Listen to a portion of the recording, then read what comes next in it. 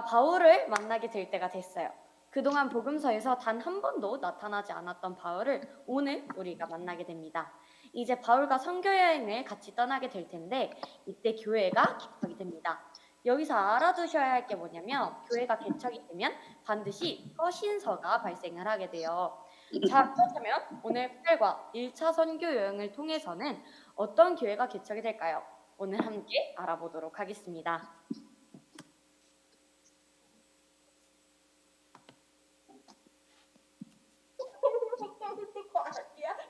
오늘 보면은 사도행전 9장 바울이 등장하는 장면부터 15장 예루살렘 총회까지가 오늘의 범위가 되겠습니다. 이제 오늘의 포인트를 보도록 하겠습니다. 먼저 첫 번째 포인트를 읽어볼게요. 읽어주세요.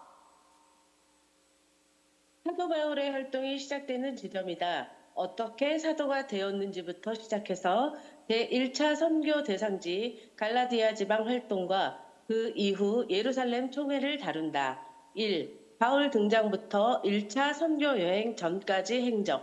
2. 바울의 1차 선교 여행. 3. 예루살렘 총회. 네, 감사합니다. 이어서 스카치 테이프를 들어가 보도록 하겠습니다. 스카치 테이프도 읽어주시면 감사하겠습니다. 우리는 누가가 기록한 사도행전을 공부하고 있습니다. 누가는 사도 바울의 주치의였습니다. 누가가 사도행전을 쓸 때 관점이 있었습니다.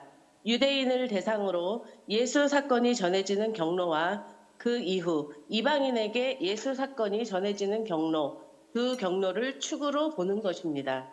지난주 예루살렘 교회 이야기는 예수 사건이 발생한 지점인 예루살렘과 그 접경에 복음이 전파된 과정의 사건들이었습니다. 오늘부터는 어디겠습니까? 이방인에게도 복음이 전파되기 시작하는 이야기랍니다. 사실 사도 바울의 동역자였던 누가는 베드로보다는 바울과 가까운 사람입니다. 그가 사도행전을 기록했으니 사실 무게중심이 바울에게 기울 수밖에 없겠죠. 그럼에도 불구하고 그는 객관적인 입장에서 예수 사건부터 바울의 선교 여행에 이르기까지 바울과 함께 경험한 것들을 정리하고 싶었던 것입니다. 베드로와 요한 등 예수님의 직계 제자들의 활동이야말로 예수 사건의 정통성을 잇고 있다는 사실을 알았기 때문에 예루살렘 중심의 초대교회 활동을 반드시 기록할 수밖에 없었던 것이죠. 자, 드디어 누가는 그토록 기다리고 기다렸던 사도 바울의 행적을 기록하기 시작합니다. 그런데 아무데서나 사도 바울을 등장시킬 수는 없겠죠. 그가 등장한 정확한 시점이 있는 겁니다. 거기가 어딘 줄 아십니까? 바로 스데반 사건입니다. 그래서 우리는 스데반의 순교 장면으로 되돌아가야 한답니다. 얼른 가봅시다. 성경에 처음 등장하는 사도 바울이 어떤 얼굴을 하고 있는지 살펴볼까요? 네, 좋습니다. 그럼 이제 내용 들어가기 1번 보도록 하겠습니다. 내용 들어가기 1번, 바울 등장부터 1차 선교여행 전까지 행적. 우리는 지난 시간 스데반의 순교에 대해서 공부했습니다. 1파는 스데반의 순교 이후 흩어진 사람 중 빌립이 사마리아 교회를 개척하였습니다.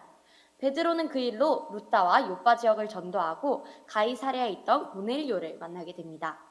한편 바울이 다메섹으로 가다가 예수님을 만나 아라비아로 가는 사건이 벌어지는 중인 2파, 또 몇몇 사람들은 베니게와 구브로와 안디옥까지 올라가 이방인에게까지 복음을 전해서 수리아 안디옥 교회가 생기고 있는 중인 3파가 있습니다.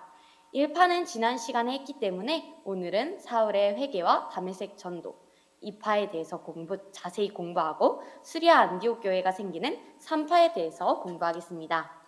자, 그러면 먼저 수리아 안디옥 교회에 사도 바울이 스카우트 되기 전 어떤 과정이 있었는지 우리 한번 보도록 하겠습니다. 반가로 1번, 수리아 안디옥 교회에 스카우트 되기 전까지 과정. 다음 페이지 양가로 1번 보도록 하겠습니다. 스데반의 순교 현장에 처음 등장하는 바울. 자, 우리 지금부터 성경을 찾아서 들어가 보도록 하겠습니다. 모두 성경을 열어주시고요. 사도행전 7장 58절을 찾아주시면 감사하겠습니다.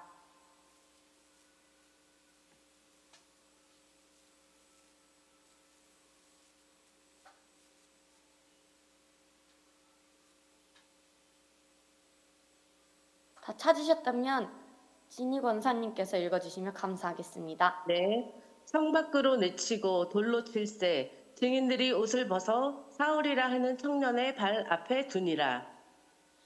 스데반이 지금 돌에 맞아서 죽는 장면입니다. 스데반이 순교할 때 바울이 증인들의 옷을 맡고 있었던 점으로 보아서 스데반을 처형한 주동자 가운데 한 사람인 듯 보이는데요. 8장 1절을 보면 사울은 스데반이 죽임당하는 것을 마땅히 여기는 얼굴을 하고 서 있어요. 이런 사형 집행 상황에서 사울이라고 하는 이 청년이 뭔가 주도적인 역할을 하고 있던 것이 틀림없어 보입니다. 이어서 8장 3절 읽어볼게요.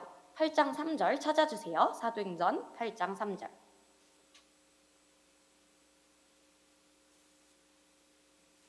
다 찾아주셨다면 읽어주시면 감사하겠습니다.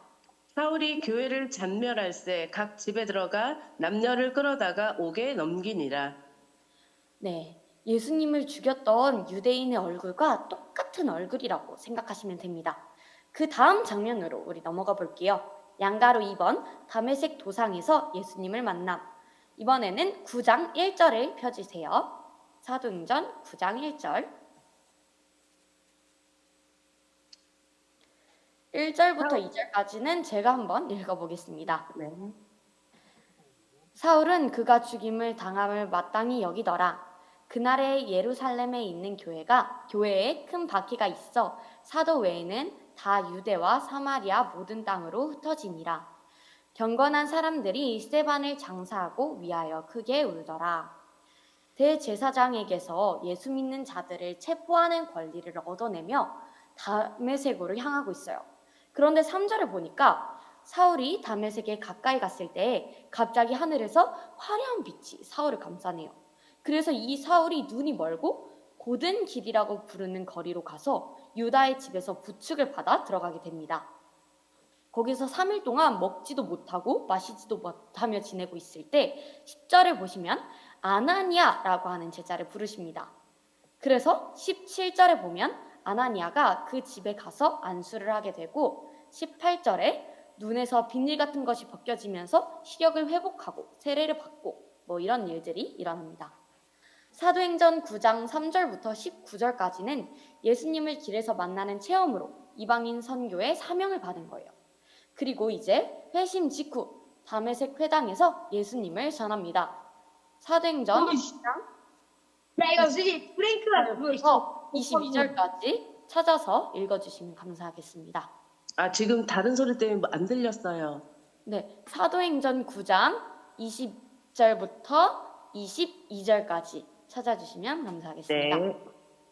즉시로 각 회당에서 예수가 하나님의 아들이심을 전파하니 듣는 사람이 다 놀라 말하되 이 사람이 예루살렘에서 이 이름을 부르는 사람을 멸하려던 자가 아니냐.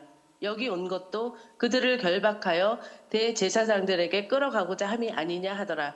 사울은 힘을 더 얻어 예수를 그리스도라 증언하여 다메섹에 사는 유대인들을 당혹하게 하니라. 네, 얼마나 놀랐겠어요. 예수를 믿는 자들은 마구 죽이던 사람이 와서는 하나님의 아들이 예수님이라고 전하고 있으니 많은 의혹들이 있었을 거예요. 그 후 유대인의 핍박 때문에 다메섹을 탈출합니다. 23절 위에 소제목에 사울이 피신하다라고 되어 있어요. 9장 23절부터 25절까지 한번 읽어볼게요. 제가 한번 읽어볼게요. 여러 날이 지나서 유대 사람들이 사울을 죽이기로 모의하였는데 그들의 음모가 사울에게 알려졌다. 그들은 사울을 죽이려고 밤낮으로 모든 성문을 지키고 있었다. 그러나 그의 제자들이 밤에 사울을 강주리에 담아서 성 바깥으로 달아내렸다. 자, 그리하여 사울이 광주리로 탈출을 하게 됩니다. 이제 양가로 3번 보도록 하겠습니다. 양가로 3번 구 아라비아 요르단 페트라로 이동해서 3년을 체류. 지금 여기엔 책갈피나 펜을 끼워두시고요. 우리 이번에는 갈라디아서로 가보도록 하겠습니다. 갈라디아서 1장 17절을 펴주세요. 1장 17절, 1장 17절부터 18절까지 읽어주시면 감사하겠습니다. 또 나보다 먼저 사도된 자들을 만나려고 예루살렘으로 가지 아니하고 아라비아로 갔다가 다시 다메섹으로 돌아갔노라. 그 후 3년 만에 내가 게바를 방문하려고 예루살렘에 올라가서 그와 함께 15일을 머무는 동안 네. 바울은 다메섹에서 회심한 후 아라비아로 갔다가 다시 다메섹으로 돌아갔습니다. 바울은 아라비아에서 3년을 지내면서 복음을 전하는 일을 했습니다. 아라비아가 현재 요르단인데요. 여기 이렇게 PPT 화면을 보시면 여기가 엄청 좁죠. 여기서 3년 동안 있었을 것이라고 생각하시면 됩니다. 자, 이제 양가로 4번 들어가도록 하겠습니다. 3년 후 예루살렘으로 들어가 15일 동안 머물러 있음. 요르단 페트라로 가서 3년을 보낸 뒤 게바를 방문하기 위해 예루살렘으로 올라가서 15일을 지냈어요. 그리고 19절을 보니 야고보를 제외한 다른 사도들을 만나지 못한 것 같아요. 다시 사도행전 9장으로 가보도록 하겠습니다. 사도행전 9장 26절 볼게요. 사도행전 9장 26절 소제목을 보니까 사울이 예루살렘에 올라가다 라고 되어 있어요. 16절부터 27절까지 읽어주세요. 그가 내 이름을 위하여 얼마나 고난을 받아야 할 것을 내가 그에게 보이리라 하시니 아나니아가 떠나 그 집에 들어가서 그에게 안수하여 이르되 형제 사울아 주 곧 내가 오는 길에서 나타나셨던 예수께서 나를 보내어 너로 다시 보게 하시고 성령으로 충만하게 하신다 하니 즉시 사울의 눈에서 비늘 같은 것이 벗어져 다시 보게 된지라 일어나 세례를 받고 음식을 먹음에 강건하여 지니라. 사울이 다메섹에 있는 제자들과 함께 며칠 있을새 즉시로 각 회당에서 예수가 하나님의 아들이심을 전파하니 듣는 사람이 다 놀라 말하되 이 사람이 예루살렘에서 이 이름을 부르는 사람을 멸하려던 자가 아니냐. 여기 온 것도 그들을 결박하여 대제사장들에게 끌어가고자 함이 아니냐 하더라. 사울은 힘을 더 얻어 예수를 그리스도라 증언하여 다메섹에 사는 유대인들을 당혹하게 하니라. 여러 날이 지남에 유대인들이 사울 죽이기를 공모하더니 그 계교가 사울에게 알려지니라. 그들이 그를 죽이려고 밤낮으로 성문까지 지키거늘 그의 제자들이 밤에 사울을 광주리에 담아 성벽에서 달아 내리니라. 사울이 예루살렘에 가서 제자들을 사귀고자 하나 다 두려워하여 그가 제자됨을 믿지 아니하니 바나바가 데리고 사도들에게 가서 그가 길에서 어떻게 주를 보았는지와 주께서 그에게 말씀하신 일과 다메섹에서 그가 어떻게 예수의 이름으로 담대히 말하였는지를 전하니라. 네. 그런데 29절을 보면 유대 사람들이 사울을 죽이려고 힘을 썼다고 나와 있네요. 그래서 30절에 신도들이 이 일을 알고 사울을 가이사랴로 데리고 내려가서 다소로 보냈다고 합니다. 양가로 5번. 그 후 다소에서 약 10년 동안 머물러 있음. 자, 다시 갈라디아서로 가서 1장 21절을 보면 그 뒤에 나는 시리아와 길리기아 지방으로 갔습니다. 라고 써 있네요. 이 기간을 다소에서 10년이라고 부릅니다. 양가로 6번. 그동안 사마리아 교회가 만들어지고 있고 수리아 안디옥 교회가 설립되었고 활동하고 있는 중. 사도행전 9장 31절을 펴주세요. 31절, 9장 31절 보시면 그러는 동안에 교회는 유대와 갈릴리와 사마리아 온 지역에 걸쳐서 평화를 누리면서 튼튼히 서갔고 주님을 두려워하는 마음과 성령의 위로로 정진해서 그 수가 점점 늘어갔다. 정말 예수님의 말씀대로 땅끝까지 가고 있는 중인 이야기가 나와 있어요. 바울이 1차 선교여행 전 활동을 쭉 한번 보도록 하겠습니다. 먼저 예루살렘에서 대제사장에게 받은 공문을 들고 다메섹으로 갔습니다. 예루살렘에서 다메섹은 240km입니다. 여기가 얼마나 먼 거리냐면 서울역에서 대전역까지가 150km입니다. 그래서 도보로 아무리 열심히 가도 6일 정도 걸렸을 거라고 말을 하는데 이 먼 거리를 이 도망간 사람 하나 잡으려고 간 거예요. 그런데 다메섹에서 예수님을 만나 회개하고 다시 아라비아로 갑니다.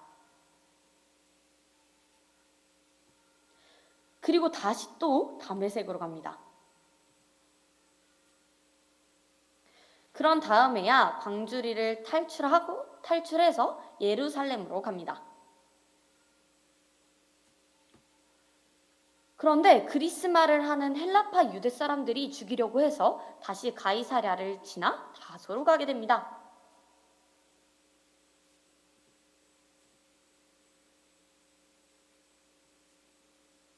그리고 다소에서 10년 정도 지냅니다. 여기까지가 2파입니다. 자, 이제 115페이지 밑에 다 같이 함께 읽어봅시다. 읽도록 하겠습니다. 읽어주세요. 스데반의 순교 이후 전 방향의 선교 활동 속에서 사도 바울의 출현을 보자고 했죠. 자, 다시 한번 영화 보듯이 스데반의 순교 이후 되어가는 자초지종을 펼쳐봅시다. 바울이 회심하고 아라비아를 거쳐서 다소에 가 있는 동안 빌립이 개척한 사마리아 지역을 돌보기 위해서 순회 중이던 베드로는 고넬료 사건까지 온 겁니다. 빌립이 사마리아 쪽으로 전도하고 있는 중에 한편 수리아 쪽으로 흩어진 사람들은 안디옥 교회를 개척하고 있는 중이라 이 말입니다. 자, 이제 우리 이번에는 사울이 목회하게 되는 수리아 안디옥 교회를 개척한 사람들 쪽으로 가 볼까요? 네, 자 이제 반가로 2번 들어갈게요. 반가로 2번, 수리아 안디옥 교회에서 사울의 활동. 양가로 1번, 수리아 안디옥 교회가 생겨남. 이 1, 2, 3차 선교 여행에 있어서 수리아 안디옥 교회는 심장이에요. 수리아 안디옥 교회에서 파송했기 때문이에요. 그러므로 이 교회의 설립 과정을 공부하는 것은 매우 중요합니다. 사도행전 11장 19절에서 21절을 한번 보도록 하겠습니다.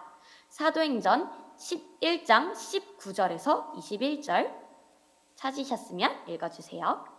그때 스데반의 일로 일어난 환란으로 말미암아 흩어진 자들이 베니게와 구브로와 안디옥까지 이르러 유대인에게만 말씀을 전하는데 그 중에 구브로와 구레네 몇 사람이 안디옥에 이르러 헬라인에게도 말하여 주 예수를 전파하니 주의 손이 그들과 함께 하심에 수많은 사람들이 믿고 주께 돌아오더라.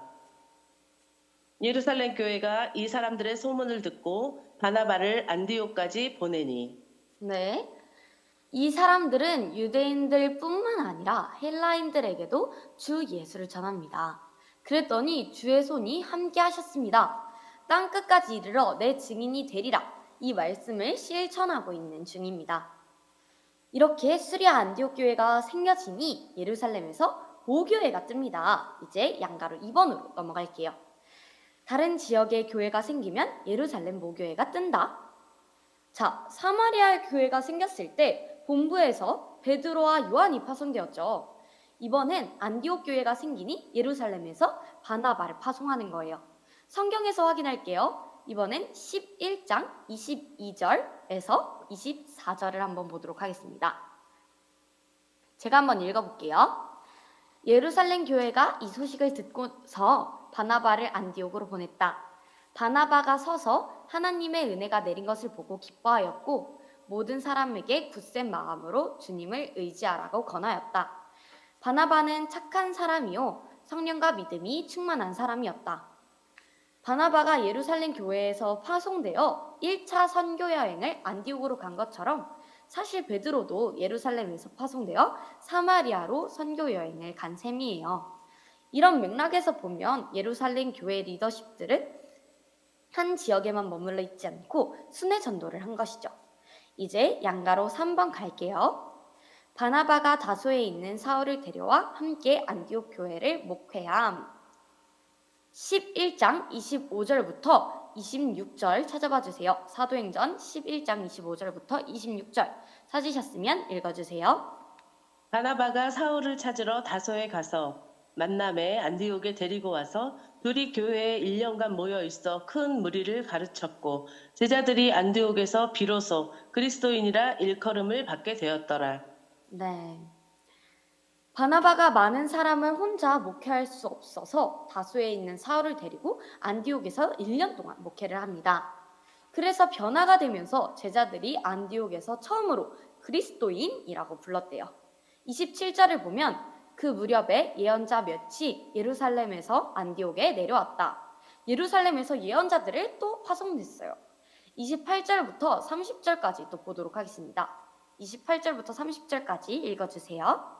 그 중에 아가보라 하는 한 사람이 일어나 성령으로 말하되 천하에 큰 흉년이 들리라 하더니 글라우디오 때에 그렇게 되니라. 제자들이 각각 그 힘대로 유대에 사는 형제들에게 부조를 보내기로 작정하고 이를 실행하여 바나바와 사울의 손으로 장로들에게 보내니라. 네, 예루살렘에서 몇몇 예언자들이 안디옥에 와서 흉년을 말해줍니다. 이 아가보의 흉년 예언은 유명해요. 이 예언을 안디옥 교회가 받아들입니다. 그래서 헌금을 걷어 바나바와 사울이 들고 예루살렘으로 향해 떠납니다. 예루살렘에서 어떤 일이 벌어질지 양가로 4번으로 들어가 볼게요. 예루살렘 교회에 헌금 전달하러 간 동안 예루살렘에서 일어난 일자. 밑에 다 같이 읽어봅시다. 다 같이 읽어볼게요. 읽어주시면 감사하겠습니다. 바나바와 사울이 수리아 안디옥 교회의 목회자로 있으면서 헌금을 거뒀습니다. 그러고는 그 선물을 들고 예루살렘을 향해 가고 있네요. 우리도 같이 가봅시다. 지도가 머리에 떠올라야 합니다. 사도행전은 말 그대로 기행문이랍니다. 그래서 여행 경로가 훤히 보여야 합니다. 자, 이제부터는 예루살렘에 서 있는 겁니다. 예수 믿는 일은 공부하는 일이다. 아하자! 네, 감사합니다. 여기서 사도행전 12장 볼게요. 사도행전 12장 위에 소제목에 야고보의 순교와 베드로의 투호라고 써있네요. 1절부터 5절까지 보도록 하겠습니다. 사도행전 12장 1절부터 5절까지 찾으셨으면 읽어주세요. 그때 헤롯 왕이 손을 들어 교회 중에서 몇 사람을 해하려 하여 요한의 형제 야고보를 칼로 죽이니 유대인들이 이 일을 기뻐하는 것을 보고 베드로도 잡으려 할세 때는 무교절 기간이라 잡음에 옥에 가두어 군인 내식인 네페에게 맡겨 지키고 6월절 후에 백성 앞에 끌어내고자 하더라. 이에 베드로는 옥에 갇혔고 교회는 그를 위하여 간절히 하나님께 기도하더라. 네, 감사합니다. 헤로드 왕이 야고보를 죽이자 유대 사람들이 막 기뻐해요. 그러니 이제는 베드로까지 죽이려고 합니다. 그런데 딱 베드로를 죽이려고 한 기간이 무교절 기간이었어요. 그래서 어쩔 수 없이 일단 베드로를 감옥에 가두고 6월절이 지나면 백성들 앞에서 베드로를 끌어낼 속셈이었대요. 자, 여기서부터는 영화 같은 일들이 벌어지는데 19절까지 제가 한번 스토리텔링을 잠깐 해보면 헤롯이 베드로를 끌어내기로 한 그 전날 밤 베드로는 두 쇠사슬에 묶여 베드로를 지키고 있었던 경비인 군인 두 사람 틈에서 잠들어 있었고 문 앞에는 파수꾼들이 감옥을 지키고 있었어요. 그런데 갑자기 주님의 천사가 나타나요. 그 깜방에서 환한 빛이 비쳐요. 천사가 베드로의 옆구리를 쳐서 깨우고 말합니다. 빨리 일어서라. 그러자 쇠사슬이 두 손에서 풀려나요. 그리고 천사가 나를 따라오너라 했더니 베드로가 깜방에서 나와서 천사를 따라갑니다. 그리고 첫째 초소와 둘째 초소를 지나서 시내로 통하는 철문에 갔는데 문이 저절로 열렸어요. 그리고 바깥으로 나가서 거리를 지났어요. 그랬더니 천사는 떠나요. 그런데 그 전까지 베드로는 정신이 없었어요. 그냥 환상을 보고 있는 줄 안 거예요. 그런데 천사가 가자 정신이 번쩍 든 거예요.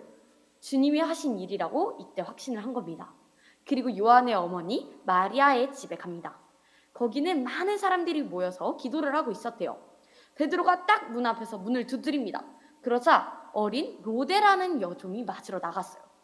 로데는 베드로의 목소리를 듣자마자 베드로를 알아보고 너무 기뻐서 문을 열지도 못하고 다시 달려 들어가서 대문 앞에 베드로가 서 있어요 라고 말했어요. 그랬더니 사람들은 로데에게 네가 드디어 미쳤구나 라고 합니다. 로데는 끝까지 정말이라고 우겨요.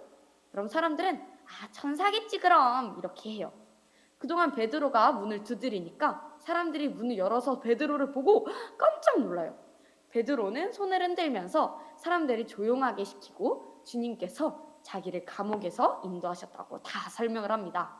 베드로는 이 사실을 야고보와 다른 신도들에게 알리시오 합니다. 군인들 사이에서 베드로가 없어진 일로 소동이 일어나요. 헤롯은 샅샅이 찾아보았으나 베드로는 찾지 못하고 경비병들을 문초한 뒤에 명령을 내려서 그들을 사형시킵니다. 그런 다음에 헤롯은 유대를 떠나 가이사랴로 내려가서 한동안 지냅니다. 이렇게 야고보의 순교와 베드로의 투옥을 봤는데요. 20절 위에 제목을 읽어볼게요. 20절 위에 보면 헤롯의 죽음, 20절부터 23절까지 쭉 찾아서 읽어주시면 감사하겠습니다. 12장 20절부터 23절까지 읽어주세요. 헤롯이 두로와 시돈 사람들을 대단히 노여워하니 그들의 지방이 왕국에서 나는 양식을 먹는 까닭에 한마음으로 그에게 나와 왕의 침소 맡은 신하 블라스도를 설득하여 화목하기를 청한지라. 헤롯이 나를 택하여 왕복을 입고 단상에 앉아 백성에게 연설하니 백성들이 크게 부르되 이것은 신의 소리요 사람의 소리가 아니라 하거늘 헤롯이 영광을 하나님께로 돌리지 아니하므로 주의 사자가 곧 친히 벌레에게 먹혀 죽으니라. 네. 이렇게 헤롯 아그리파 1세 사망까지 봤는데요. 이제 양가로 5번으로 넘어갈게요. 양가로 5번, 바나바와 바울이 헌금 전달을 마치고 마가 요한을 데리고 다시 안디옥으로 돌아옴. 자, 25절을 이번에 보도록 하겠습니다. 사도행전 12장 25절입니다. 읽어주세요. 바나바와 사울이 부조하는 일을 마치고 마가라 하는 요한을 데리고 예루살렘에서 돌아오니라. 네, 자, 지도에서 보면 방금 예루살렘과 스리아 안디옥 교회가 만들어졌고 부조금을 들고 스리아 안디옥 교회에서 바나바와 사울이 왔죠. 그리고 마가 요한을 데리고 다시 안디옥으로 돌아갑니다. 자, 이제 돌아가는 사건이 중요합니다. 1차 선교 여행이기 때문이죠. 양가로 5번 밑에 있는 다 같이 함께 읽어봅시다. 읽어주세요. 헌금을 전달하러 예루살렘에 가 있는 동안 굵직굵직한 사건들이 일어났네요. 하나는 오른쪽에 하나는 왼쪽에 하던 미세스 세베대의 아들 야고보가 이렇게 일찍이 순교를 했네요. 순교의 피는 죽지 않습니다. 사람들은 대부분 병들어 죽거나 사고로 죽는 수동적인 죽음을 맞이하는데 야고보는 주를 위해 적극적으로 목숨을 내어놓는 순교를 합니다. 당시 많은 그리스도인 형제들에게 감동과 자극을 주었을 겁니다. 분당 S교회 케이스를 보십시오. 그 이후 얼마나 더 힘있게 선교를 하고 있는지. 자, 야고보를 죽였던 헤롯 아그리빠도 충에 먹혀 죽습니다. 묘한 대조를 이루는 두 죽음을 경험하고 사울과 바나바는 예루살렘을 떠납니다. 그런데 한 사람이 더 동행하네요. 바나바의 조카 마가 요한입니다. 마가가 수리아 안디옥으로 올라가고 있어요. 이 세 사람 눈여겨봅시다. 왜냐고요? 바나바, 사울, 마가, 요한 이 세 사람이 곧 1차 전도 여행을 함께하는 멤버이기 때문이랍니다. 네, 감사합니다. 이제 내용 들어가기 2번 볼게요. 바울의 1차 선교 여행. 자, 다 같이 함께 읽어봅시다. 또 바로 있네요. 읽어주세요. 자, 드디어 1차 선교 여행이 시작됩니다. 짜자잔! 시뮬레이션, 경험 이런 단어가 우리가 공부하는데 매우 중요한 코드라고 했던 것 기억나시죠? 이제부터 여행을 같이 가야 합니다. 짐을 챙기셔야 합니다. 우리가 열심히 일하고 수고하며 돈 벌다가도 때때로 여행을 하지 않습니까? 얼마나 좋습니까? 항공료도 비싸고 경비도 많이 드는 게 여행인데 사도 바울 일행을 따라가는 데는 돈이 들지 않는답니다. 지도만 챙기세요. 내비게이션을 따라가 봅시다. 단단히 준비하셔야 합니다. 출발하기 전 앞으로 어디를 가야 할지 바울의 1, 2, 3차 선교여행 전체 지도를 먼저 익히는 게 급선무랍니다. 이게 아웃라인으로 그려지지 않으면 헤매요. 네, 감사합니다. 자, 먼저 지도를 보면서 지도를 외우는 시간을 가져보도록 할 거예요. 자, 먼저 우리 큰 지역부터 하나씩 천천히 살펴보도록 하겠습니다. 자, 이쪽은 수리아, 그리고 이쪽은 길리기아, 여기는 갑바도기아, 여기는 아니 본인이 약속을 잃으면은 갈라디아, 여기는 비두니아, 여기는 본도, 여기는 아시아, 부르기아, 그리고 여기는 루기아, 밤빌리아, 마게도냐 이렇게 있습니다. 자, 이거 잘 기억해 주시고요. 우리 한 번 더 똑같은 지도 보도록 하겠습니다.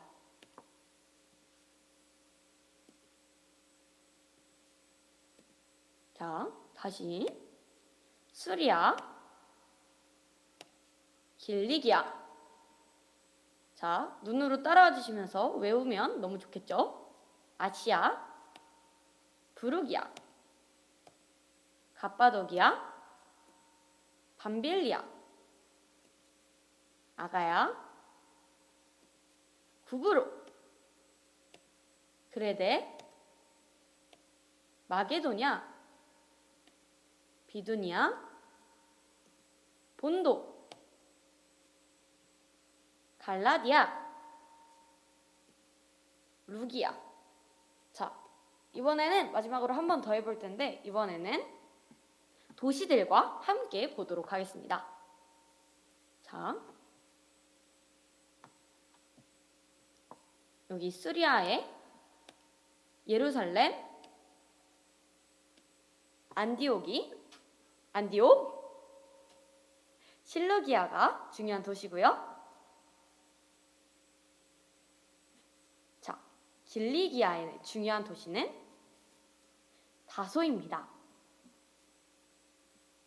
이 아시아의 중요한 도시는 드로아, 에베소, 반모섬 등이 있어요. 그리고 이쪽은 부르기아입니다. 밤빌리아의 중요한 도시는요. 버가, 아탈리아가 있습니다. 아가야의 중요한 도시 보도록 하겠습니다. 아가야의 중요한 도시는 고린도 등이 있어요.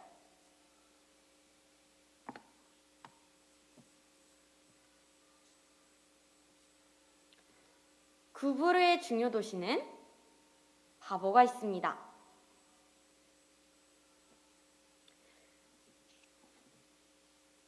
그레데에는 미항이 있고요.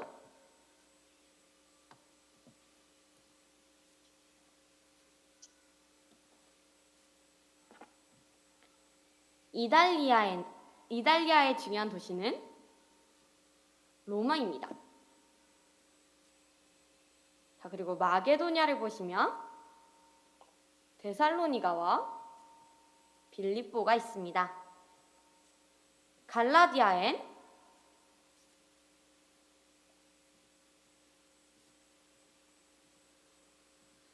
비시디아 안디옥이 있습니다.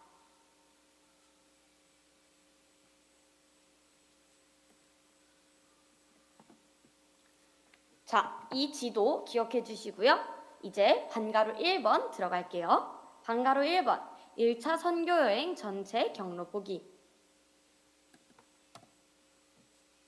자, 워크북 119페이지를 보면 보면서 화면을 따라 정리를 해주세요. 시작은 수리아 안디옥 교회입니다.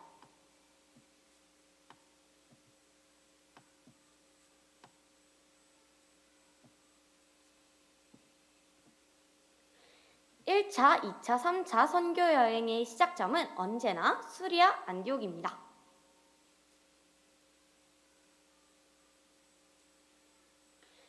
(1차) 목적지는 구브로입니다. 구브로는 섬이라 배를 타고 가야 합니다. 그래서 실루기아 항구로 가서 살라미아 항구로 도착합니다. 그래서 회당에서 말씀을 전하다가 바보라는 곳에서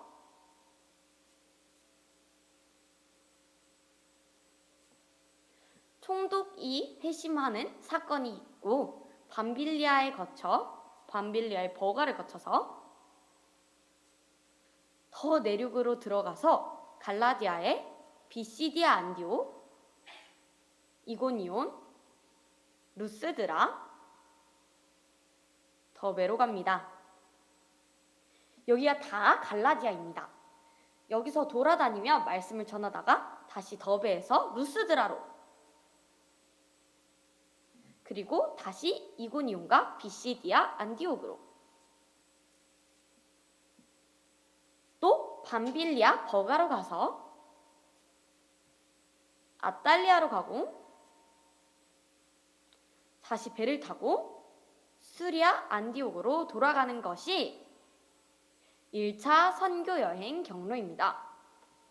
워크북에서 119페이지를 보면 1차 선교 여행 경로 표시하기 모두 정리해 주세요. PPT를 보면서.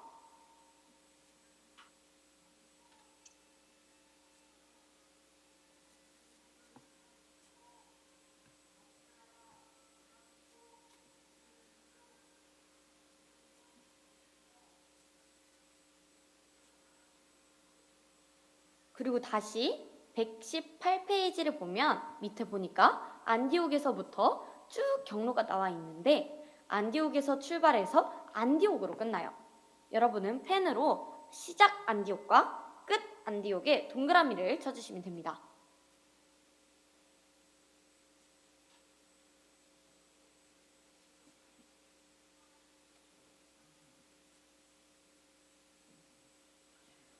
자, 경로까지 지도에 표시를 했는데요.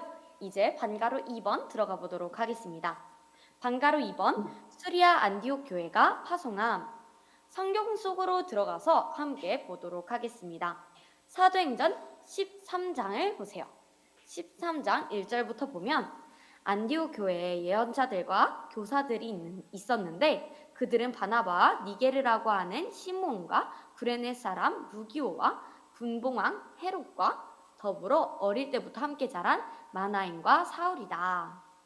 자, 지금까지 가장 중요한 인물은 바나바입니다. 그러니까 리더인 거죠. 이제 다시 읽을게요. 2절 보면 그들이 주님께 예배하며 금식하고 있을 때 성령이 그들에게 말씀하셨다. 너희는 나를 위하여 바나바와 사울은 따로 세워라. 내가 그들에게 맡기려 하는 일이 있다. 자, 여기서 이 파송의 주체가 바로 성령님입니다. 우리는 수리아 안디옥 교회가 금식해서 바나바와 사울을 파송하는 것까지 봤어요. 자, 반가로 3번 들어갈게요. 반가로 3번 여행 자세히 보기. 그 밑에 다 같이 함께 읽어봅시다를 읽어보겠습니다. 읽어주세요. 1차 목적지가 생겼습니다. 일단 구브로로 향하는 거예요. 아마 바나바가 제의한 것 같아요. 바나바의 고향이거든요. 안디옥에서 내려가려면 우선 항구로 가야 한답니다. 안디옥에서 구브로로 가려면 늘 배를 타던 항구가 있습니다. 실루기아예요. 항구 보이죠? 우리는 지금 성경의 소원, 하나님의 소원, 예수님의 소원, 열방행전을 하고 있다는 거 아시죠? 신나지 않습니까? 네, 좋습니다. 그럼 이제 양가로 1번 들어갈게요. 양가로 1번, 실루기아에서 배를 타고 구브로, 키프로스, 사이프로스에서 활동. 실루기아는 항구입니다. 수리아 안디옥은 항구가 아니라서 실루기아에서 배를 타고 바나바의 고향인 구브로로 가기로 합니다.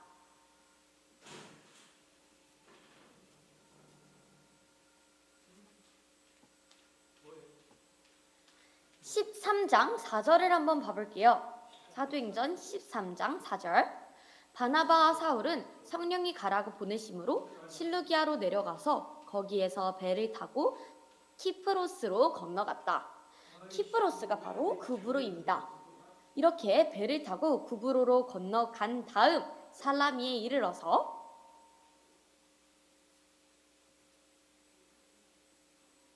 유대 사람의 여러 회당에서 하나님의 말씀을 전했어요. 그때 요한이 조수로 있습니다.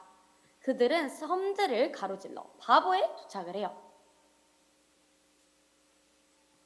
거기서 어떤 마술사를 만납니다. 그 마술사는 거짓 예언자였으며 바예수라고 하는 유대인이었대요. 이 마술사는 박수무당 같은 사람이에요. 그런데 구브로 총독 서기오 바울은 총명한 사람이어서 바나바와 사울을 청해서 하나님의 말씀을 듣고자 했대요. 그런데 그 마술사가 그들을 방해해서 총독으로 하여금 믿지 못하게 하려고 애를 썼대요. 그래서 바울이라고도 하는 이 사울이 성령으로 충만하여 마술사를 째려보면서 말을 해요. 10절 읽을게요. 너는 속임수와 악행으로 가득 찬 악마의 자식아. 모든 저희의 원수야. 너는 주님의 바른 길을 굳게 하는 그 짓을 그치지 못하겠느냐? 라고 말을 해요. 그 다음에 11절에서 12절을 보면 보아라, 이제 주님의 손이 너희를 내려칠 것이니 눈이 멀어서 얼마 동안 햇빛을 보지 못할 것이다. 그러자 곧 안개와 어둠이 그를 내리덮어서 그는 앞을 더듬으면서 손을 잡아 자기를 이끌어줄 줄 아는 사람을 찾았다. 총독은 일어난 일을 보고 주님을 믿게 되었고 주님의 교훈에 깊은 감명을 받았다. 주님을 믿게 되었대요.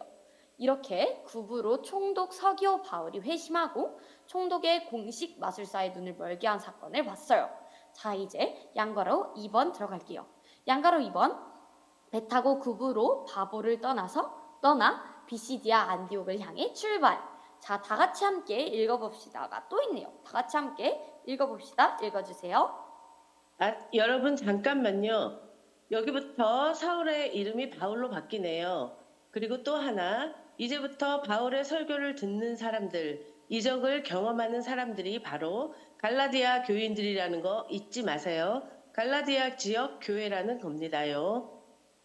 네, 그대로 사도행전 13장 13절을 읽을게요. 찾아서 준비되셨으면 읽어주세요.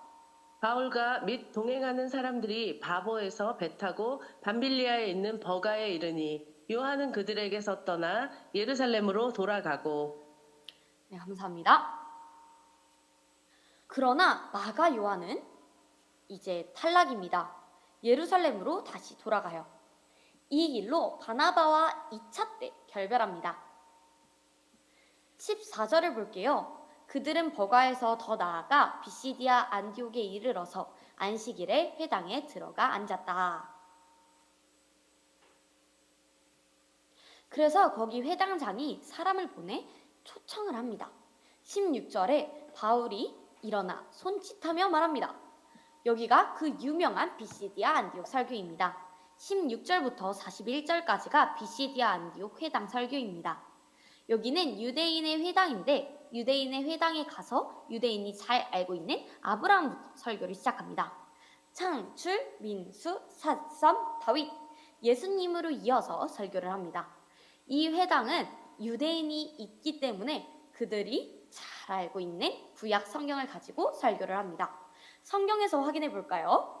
13장 16절에 이스라엘 동포 여러분, 그리고 하나님을 두려워하는 사람들이여, 내 말을 들으시오. 그리고 26절을 보면 아브라함의 자손인 동포 여러분, 그리고 여러분 가운데서 하나님을 두려워하는 사람들이여, 하나님께서 이 구원의 말씀을 우리에게 보내셨습니다. 그리고 38절에 세 번째 부릅니다. 그러므로 동포 여러분, 그리고 17절에 이 백성 이스라엘의 하나님께서 우리 조상들을 택하셨습니다. 여러분들이 성경 본문을 볼 때 중요하게 보실 것은 주어입니다. 이스라엘 백성의 하나님이라고 구약의 역사를 풀어서 이야기합니다. 창출, 민수, 삿삼, 다윗, 이어서 예수님을 이야기하죠. 다음을 보면 하나님은 약속하신 대로 다윗의 후손 가운데서 구주를 세워 이스라엘에게 보내셨으니 그가 곧 예수입니다. 예루살렘에 사는 사람들과 그들의 지도자들이 이 예수를 알지 못하고 안식일마다 있는 예언자들의 말도 깨닫지 못해서 그를 정죄함으로써 예언자들의 말을 그대로 이루었습니다. 그들은 예수를 죽일 만한 아무런 까닭도 찾지 못하였지만 빌라도에게 강요하여 예수를 죽이게 하였습니다. 왜 나무에 달려서 죽었나? 저주받은 죽음으로 죽었나? 라는 것은 정말 저주받은 것이 아니라 이미 말씀에 예언되었다는 것이죠. 33절에 하나님께서 예수를 일으키셔서 후손인 우리에게 그 약속을 이루어 주셨습니다. 시편 2째 편에 기록한 바 너는 내 아들이다. 오늘 내가 너를 낳았다 한 것과 같습니다. 이 말씀은 시편 2편 7절 말씀인데 구약에서도 왕의 대관식 축사처럼 했던 말입니다. 기름을 부으면서 이 국가의 왕이 다시 태어나서 여호와 하나님과 새로운 부자관계를 맺는 날이다 하면서 축사했던 말입니다. 그런데 사도 바울은 이 구절을 인용하면서 예수님에게 적용하고 있다는 겁니다. 진정한 기름 부음 받은 왕이 바로 예수님이라고 말하는 거예요. 진정한 메시아라고 이야기하는 겁니다. 사실 실제로 예수님께서 세례를 받고 올라올 때 하늘에서 울려 퍼졌던 소리가 너는 내 아들이다 였습니다. 그리고 계속해서 35절에 그러므로 다른 시편에서는 또 이렇게 말씀하셨다. 주님께서는 주님의 거룩한 분이 썩지 않게 하실 것이다. 다윗은 당시 하나님 뜻을 따라 섬기다가 이미 조상들과 함께 묻혀서 썩음을 당했기 때문에 이것은 다윗을 두고 하는 말이 아니라 예수 그리스도를 두고 하는 말입니다. 그래서 38절에 보면 그러므로 동포 여러분 바로 이 예수로 말미암아 여러분에게 죄 용서가 선포되었다는 것을 알아야 합니다. 그러면서 마지막에 선지자들을 통하여 말씀하신 것이 너희에게 미칠까 삼가라고 말합니다. 그러면서 이 말씀이 너희에게 미칠까 삼가라고 하면서 이 설교를 끝냅니다. 베드로 설교와 바울 설교에서 유익 있게 보셔야 하는 것은 죽음과 부활 중 어떤 것을 더 많이 이야기하고 있느냐입니다.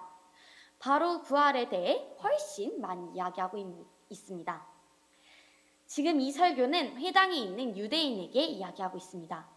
그런데 유대인들도 나무에 달려 죽은 자가 하나님의 아들 메시아라고 말하는 것은 납득하기가 어려운 것이었습니다. 바로 신성 모독이었죠. 그런데 이것은 죽음이 아니라 바로 다시 썩지 않고 살아나셨다라는 부활 사건에 집중해서 설교하는 것입니다. 42절에 보면 유대인들이 나가면서 다시 다음 안식일에도 이 이야기를 해달라고 요청을 합니다. 회당의 모임이 끝난 다음에 유대인과 개종자 사람들이 많이 바울과 바나바를 따른다고 나옵니다. 그래서 그 다음 안식일에는 난리가 납니다. 온 심리 거의 다 하나님의 말씀을 듣고자 모입니다. 그래서 48절에 보면 이방 사람들은 이 말을 듣고 기뻐하여 주님의 말씀을 찬양하였고 영원한 생명을 얻도록 정하신 사람은 모두 믿게 되었다. 구원의 주권은 하나님께 달려있다는 말입니다. 49절에 주의 말씀이 그 지방에 두루두루 퍼진 거예요. 이제 양가로 3번 들어갈게요. 양가로 3번 유대인 핍박자 여기서도 등장. 이곤이온으로 이동. 13장 50절부터 4장 1절까지를 한번 보도록 하겠습니다. 사도행전 13장 50절부터 14장 1절까지 볼게요. 찾으셨으면 읽어주세요.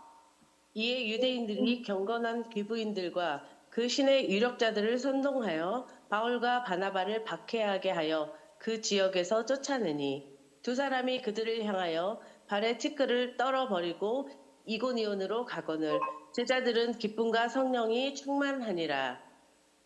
이에 이고니온에서 두 사도가 함께 유대인의 회당에 들어가 말을 하니 유대와 헬라의 허다한 무리가 믿더라. 네.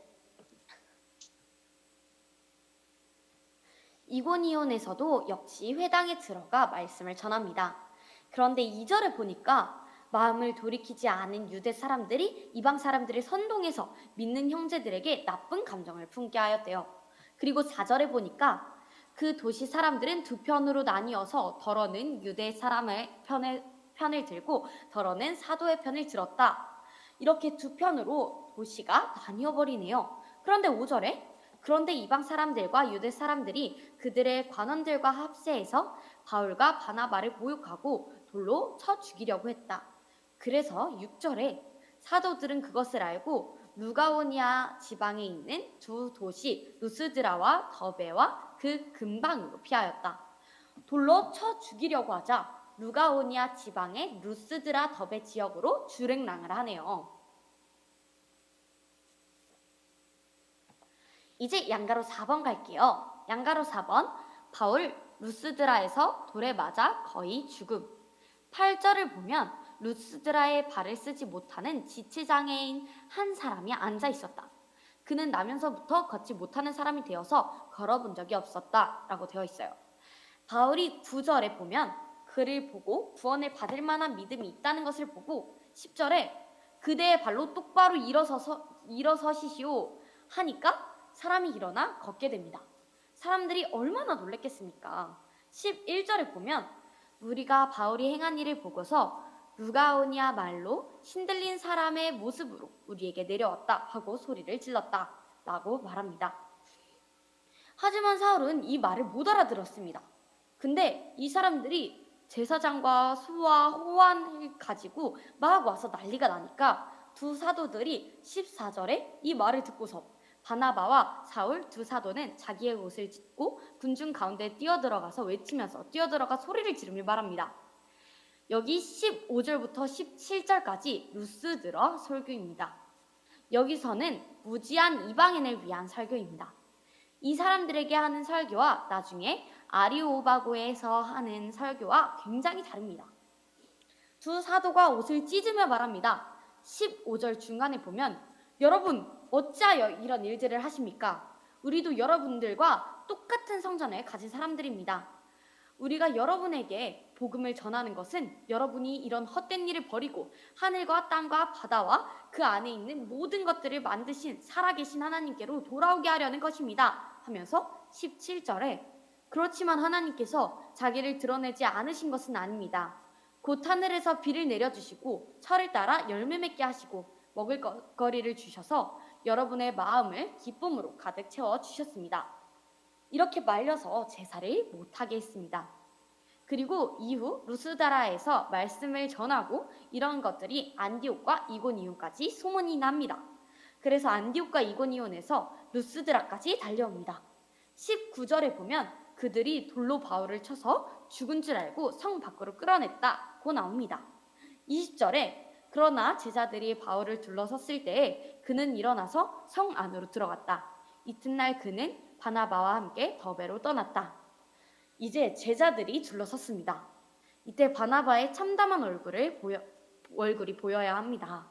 그런데 순간 바울이 일어납니다. 그래서 바울을 끌고 성에 들어갑니다. 여기 20절에선 가장 중요한 말이 바로 이튿날이에요.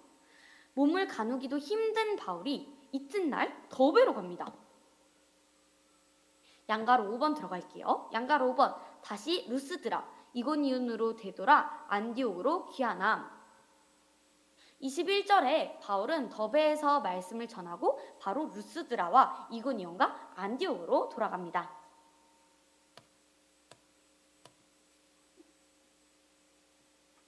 여기는 죽음밭이나 마찬가지입니다. 자기를 죽이려고 하는 사람이 가득한 곳입니다. 그런데 여기를 왜 가냐? 22절을 볼게요. 22절 그들은 제자들의 마음을 굳세게 해주고 믿음을 지키라고 권하였다. 그리고 또 이렇게 말하였다. 우리가 하나님 나라에 들어가려면 반드시 이 많은 환난을 겪어야 합니다. 이렇게 경고하고 23절에 그리고 그들을 위해서 각 교회에서 장로들을 임명한 뒤에 금식을 하면서 기도하고 그들이 믿게 된 주님께 그들을 맡겼다. 그러니까 조직 교회를 세운 거죠. 1차 선교 여행을 통해 갈라디아 교회가 개척되는 겁니다. 여러분은 1차 선교 여행을 하면 바울의 모든 여정이 떠올라야 합니다. 갈라디아 하나만이 아닌 지금까지 보고 배웠던 여정들을 다 기억하고 생각해야 합니다. 이 모든 여정은 갈라디아 교회를 세우는 과정입니다. 그리고 바울은 비시디아 가운데로 지나 밤빌리아의 버가에서 말씀을 전하고 아달리아로 가서 수리아 안디옥 교회로 갑니다. 26절에 안디옥으로 향하였다라는 말씀이 바로 1차 전도 여행을 마치는 내용입니다. 26절에서 이제 27절을 보세요.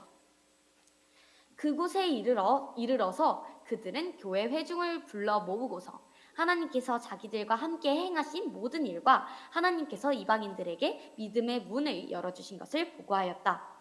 여기서 이제 보고를 하는 장면입니다. 지금까지 했던 모든 이야기들을 바울이 선교 보고했겠죠. 이들이 선교 보고를 했을 내용들이 머리로 그려져야 합니다. 마지막 해외 갈라디아 교회 개척.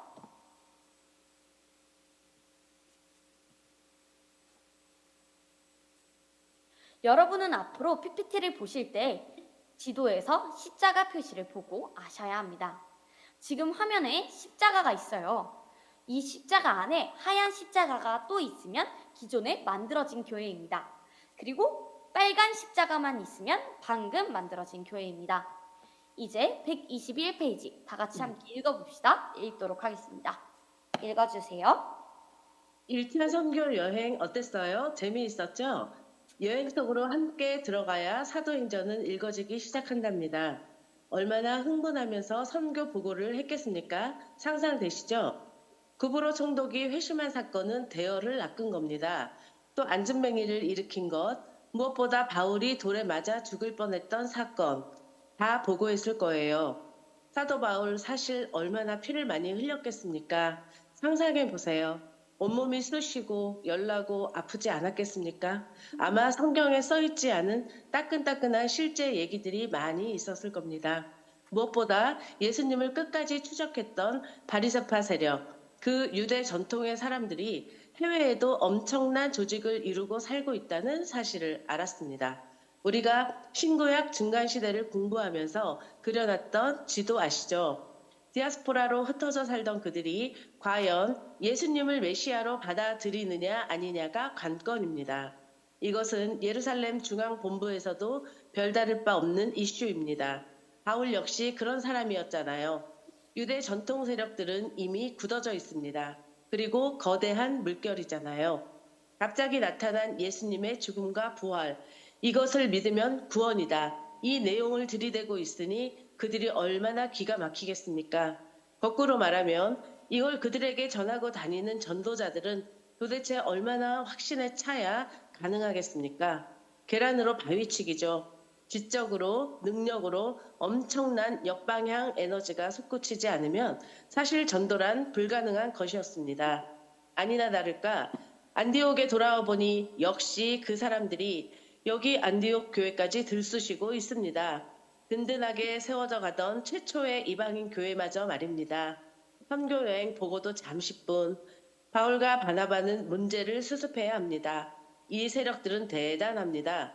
예수님도 그들에 의해 죽으셨고 사도 바울 역시 지금 그들과 맞서 논리적으로 신학적으로 계속 싸워야 하는데 역부족입니다. 그래서 본부 예루살렘 쪽으로 내려가고 있습니다. 일이 어떻게 되어갈지 봅시다.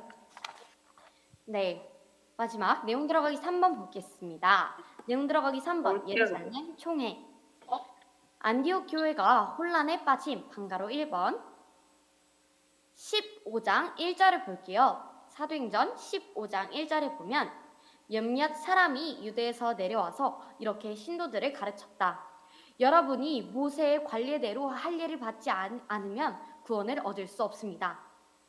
유대에서 내려온 예루살렘 교회 지도자들 중 모세 율법과 할례를 주장하며 바울이 전도하고 있는 예수 구원론의 완전성을 반박하는 사람이 생깁니다. 그래서 2절에 보면 그래서 바울과 바나바 두 사람과 그들 사이에 적지 않은 충돌과 논쟁이 벌어졌다. 그리고 안디옥 교회는 이 문제로 바울과 바나바와 신도들 가운데 몇 사람을 예루살렘으로 올라가게 해서 사도들과 장로들을 찾아보게 하였다. 안디옥 현지에서는 해결이 안 납니다. 반가로 2번 볼게요. 반가로 2번 예루살렘 교회로 가서 공식적으로 해결해야 하겠다는 전략을 갖고 예루살렘으로 이동. 2절에서 봤듯이 예루살렘으로 올라가게 합니다.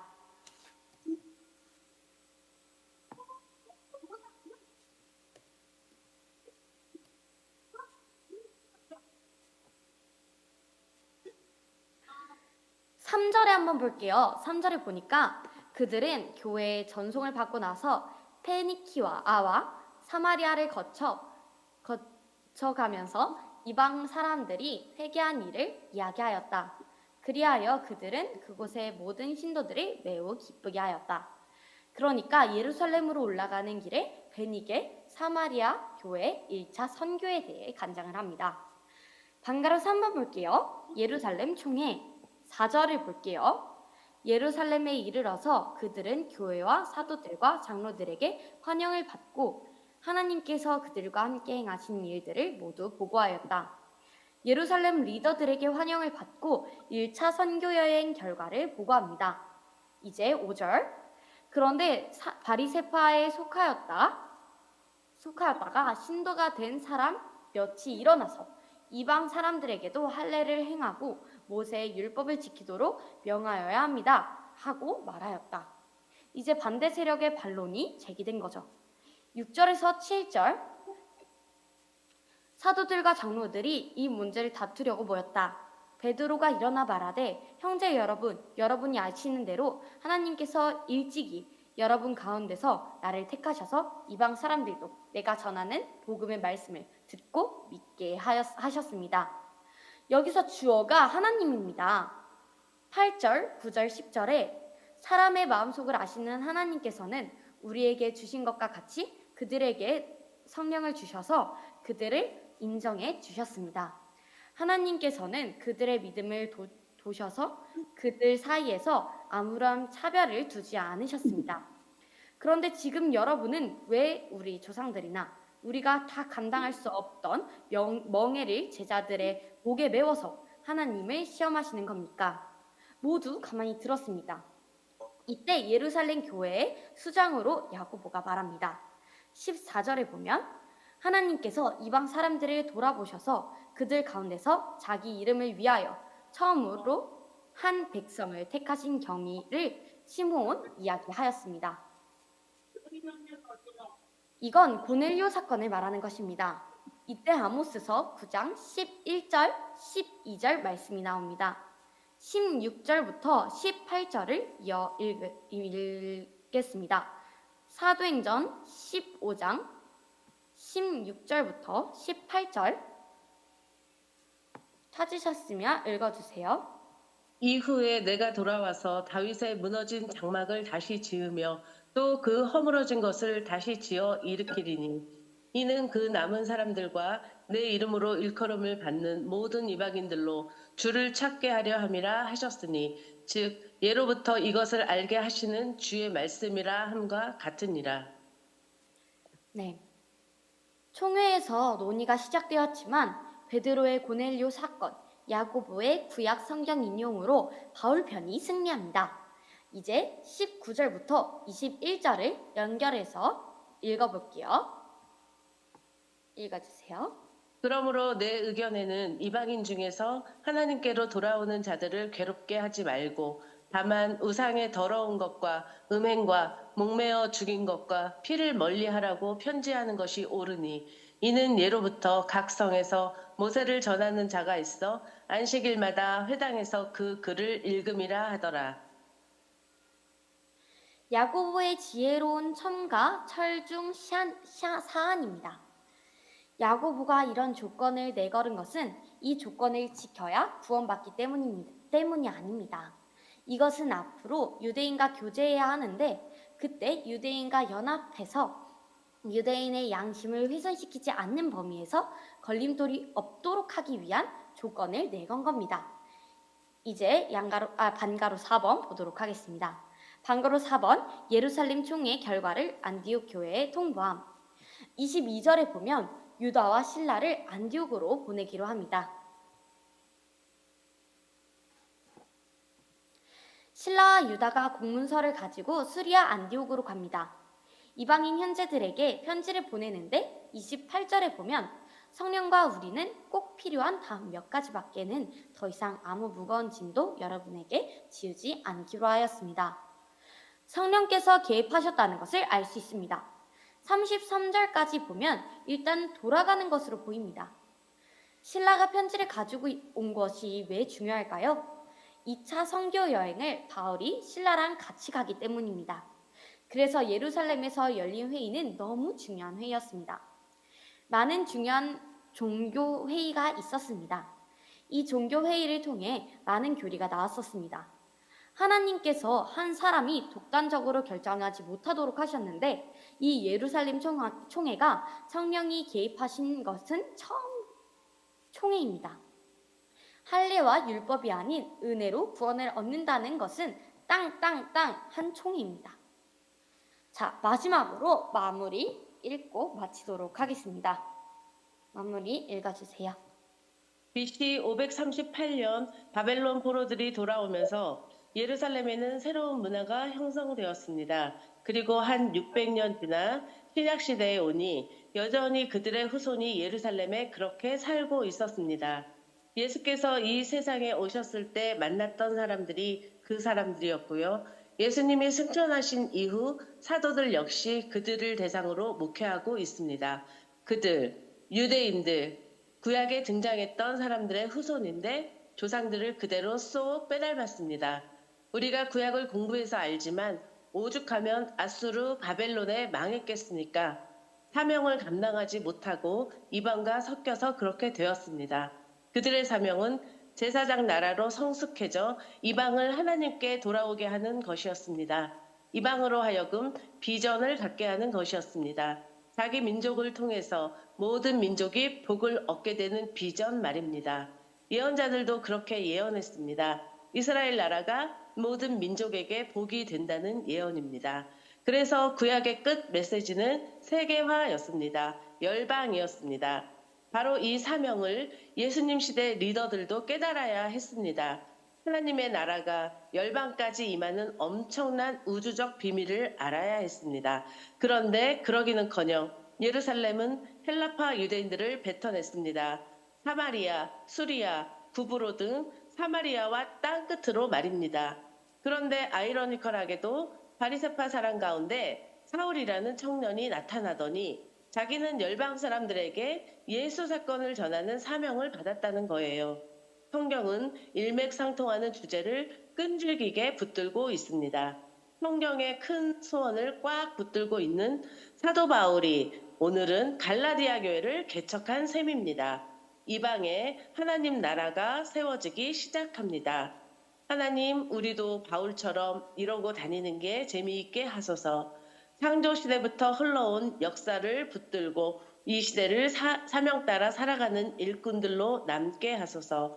신명나게 하소서. 지구촌 시대이니만큼, 한류 열풍 시대이니만큼 그렇게 하게 하소서. 네, 감사합니다. 그럼 이제 마지막으로 기도하고 마치도록 하겠습니다. 기도하겠습니다. 하나님, 오늘 바울의 1차 선교 여행에 대해서 배웠습니다. 주님, 오늘 배운 말씀 잊지 않고 꼭꼭 기억할 수 있도록 주님께서 인도해 주세요. 예수님의 이름으로 기도드렸습니다. 아멘. 아멘.